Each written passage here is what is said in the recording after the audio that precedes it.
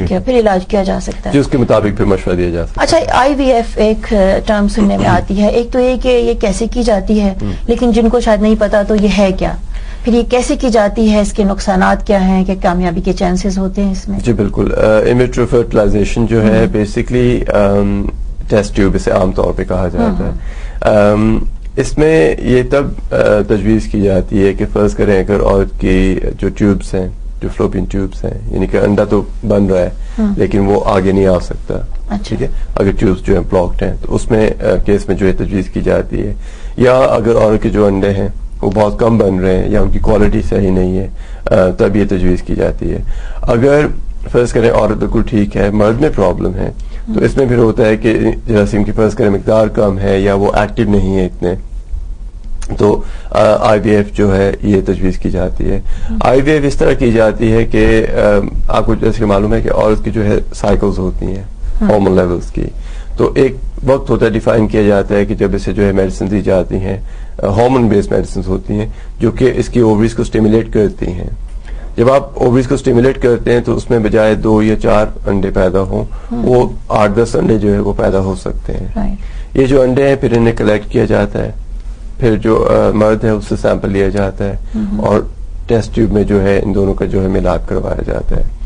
اسے جو ہے اس کے بعد 12 یا 18 گھنٹے کے بعد جو ہے چیک کیا جاتا ہے کہ ان میں سے کتنے جو انڈے ہیں وہ فرٹیلائز ہوئے ہیں.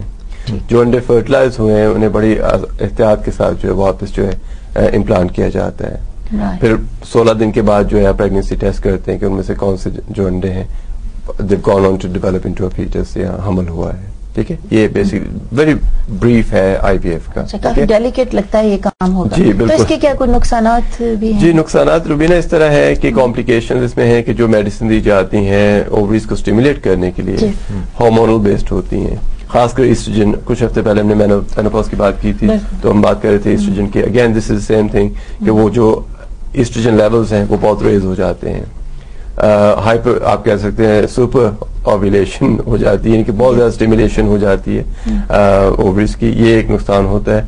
دوسرا نقصان یہ ہوتا ہے کہ بجائے ایک بچہ پیدا ہو 2-3 بچے پیدا ہو سکتے ہیں, یا جڑواں بچے جو ہیں یہ پیدا ہو سکتے ہیں. ٹھیک ہے, اس کے ساتھ ساتھ جو ہے چونکہ یہ جو امپلانٹیشن ہوتی ہے یہ انویسو پروسیجر ہوتا ہے کہ انڈے کو دوبارہ اندر رکھنا, تو اس سے جو ہے انفیکشن کے چانس جو ہے عورت میں جو ہے وہ بڑھ جاتے ہیں.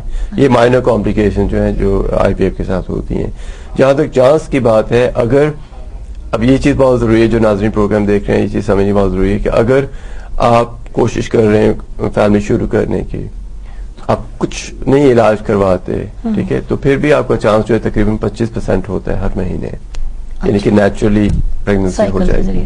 اگر فرض کریں خدا نخواستہ کوئی پرابلم ہے, مرد کو یا عورت کو پرابلم ہے, اور اگر آپ IVF کرواتے ہیں تو تب بھی آپ کا چانس جو ہے 20 سے 30% ہوتا ہے حمل ہونے کا. تو اتنا گریٹلی انکریز چانس نہیں ہوتا, لیکن سب 20 to 30% چانس. ویسے یہ اتفاق کی بات ہے کہ میں نے جتنے لوگوں کو دیکھا ان کا ٹیسٹ ٹیوب یا IVF سے تو نہیں ہوا, لیکن ویسے ہو گیا, لیکن اس کو ٹریٹمنٹ تو کروایا. جی بالکل, وہی آپ کی بات ہے کہ 20 to 30. جی 20 to 30% ہے. اور اکثر دیکھا یہی جاتا ہے کہ جب لوگ ٹرائی کرتے ہیں, اب نیشنل ہیلتھ کا یہ ہے کہ اگر آپ کی عمر, جو خواتین پروگرام دیکھ رہی ہیں, اور اس چیز میں تھوڑی توجہ طلب ہے کہ اکثر جب IVF تجویز کی جاتی ہے تشخیص کے بعد ڈاکٹرز یا گائنیکالوجسٹ جو تجویز کرتے ہیں تو لوگ فوراً نہیں کرواتے.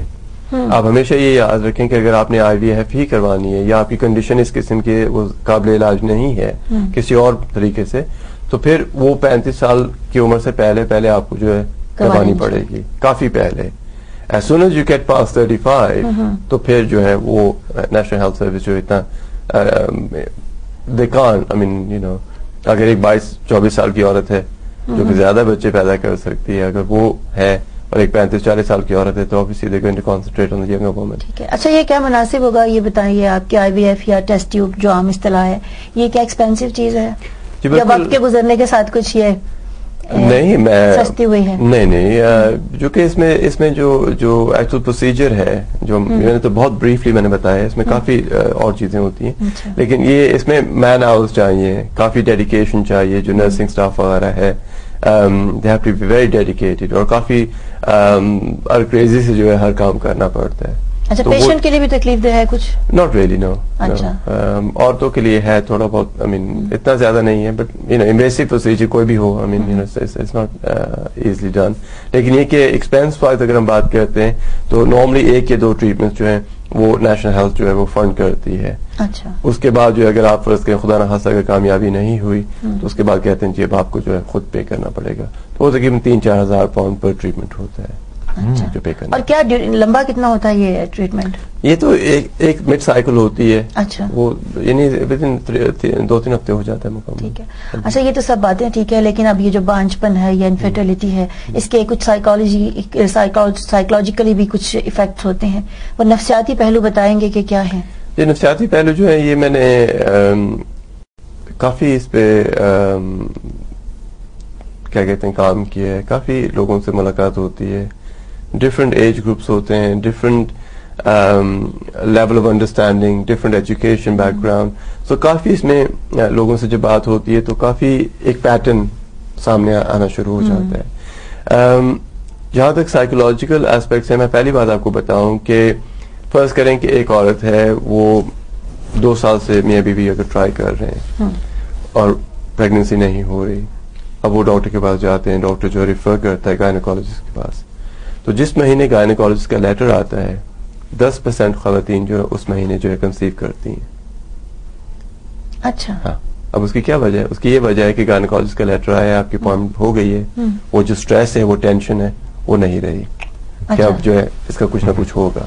جیسے وہ ٹینشن کم ہوتی ہے ان کی باڈی جو ہے اسٹارٹس ورکنگ نارملی. تو سٹریس ہونے کی کیا وجوہات ہوتی ہیں؟ obviously this is stress. Conceive نہیں ہو رہا نا, یا پھر کوئی معاشرتی بھی ہوتی ہیں, معاشرتی جو ہے وہ والے لوگ نہیں ہو رہا, یہ جو چیز ہے. ہاں جی, یہ جو چیز ہے, یہ جو 10% کی میں بات کر رہا ہوں یہ صرف ایشین خواتین نہیں, انگلش خواتین بھی اس میں شامل ہے کہ 10% ویمن جو ہے اسی مہینے کنسیو کرتے ہیں جب گائنیکالوجسٹ کا لیٹر آتا ہے. یعنی کہ ایک سٹریس نہیں رہی کہ اب اس کی تشخیص ہوگی. ٹھیک ہے. ہماری جو کمیونٹی ہے یہ ممکن ہے کہ جو پہلو ہم ڈسکس کر رہے ہیں ان کے بارے میں جانکاری نہیں رکھتے, لیکن پہلی چیز تو یہ کہ جیسے ہی شادی ہوتی ہے چند ہفتوں کے بعد جو ہے وہ خوشخبری کی جو ہے ہر طرف سے ڈنڈورا جو شروع ہو جاتا ہے. ہمیں یہ دیکھنا ہے کہ جس معاشرے میں ہم رہتے ہیں, جو ویسٹرن کنٹریز میں ہم رہتے ہیں, اس میں جب شادی کی جاتی ہے جان بوجھ کر 1-2 سال تک بچے پیدا نہیں کیے جاتے. کیوں اس طرح کیا جاتا ہے کہ اگر خدا نخواستہ شادی کے بعد میاں بیوی کی انڈرسٹینڈنگ نہیں ہوتی اور بچے ہو گئے ہیں تو اس کنڈیشن میں صورتحال میں یہ ہوگا کہ ماں باپ جو ہے اگر ان میں فرض کریں انڈرسٹینڈنگ نہیں ہوتی تو بچہ جو ہے وہ ماں باپ یا اکثر جو باپ ہے اس کی شفقت سے محروم ہو جائے. ٹھیک ہے, یہ پہلی بات ہے. اگر میاں بیوی اکٹھے رہتے ہیں, چونکہ یہاں پہ تو یہ نہیں کہ آدمی چلا جاتا ہے, ٹھیک ہے, ماں کے پاس بچہ رہ جاتا ہے تو باپ تو اس کے پاس نہیں ہے. آج میں آ رہا تھا, ریڈیو سن رہا تھا, تو چند دن سے رپورٹ آ رہی ہے کہ ایک آدمی کو 3 نوجوان لڑکوں نے جو ہے وہ مار دیا, اس کی بیوی کی گاڑی کو ڈیمیج کر رہے تھے, تو انہوں نے شراب پی ہوئی تھی. اب دیکھا یہ جاتا ہے کہ اگر آپ پیچھے جائیں تو ان کے باپ نہیں ہے یا ان کے سرپرست باپ نہیں ہے, ماں ہے. سو مائیں جو ہے وہ obviously جو ہے چونکہ پیرنٹل جو میل رول ماڈل ہے وہ نہیں ہے. جی بالکل, دونوں کا ہونا بہت ضروری ہے. ہاں, اور یہ کہ چونکہ باپ نہیں ہے تو وہ بچے جو ہیں وہ پھر آوارہ ہو رہے ہیں, اس قسم کی جو ہے کام کر رہے ہیں. ٹھیک ہے, تو یہ بھی نفسیاتی پہلو ہے. اب میاں بیوی جو ہے اگر فرض کریں ڈیسائیڈ کرتے ہیں کہ انہوں نے بچوں کی خاطر اکٹھا رہنا ہے, ٹھیک ہے, سو اس میں پھر ہوگا کہ وہ ساری زندگی جو ہے لڑائی جھگڑوں میں گزرے گی. ٹھیک ہے. میرے نزدیک جو ہے ایک کپل اگر ان کی شادی ہوتی ہے, جب بھی وہ فیصلہ کریں فیملی شروع کرنے کی, چاہے فوراً کریں, چاہے 2 سال بعد کریں, 3 سال بعد کریں, یہ ان کی ذاتی رائے ہے, ان کا اپنا ایک انتخاب ہے. تو دوست احباب یا فیملی جو ہے انہیں بار بار یہ بات نہیں کرنی چاہیے, بار بار جتلانا نہیں چاہیے, یہ جو پریشر ہے نہیں ڈالنا چاہیے.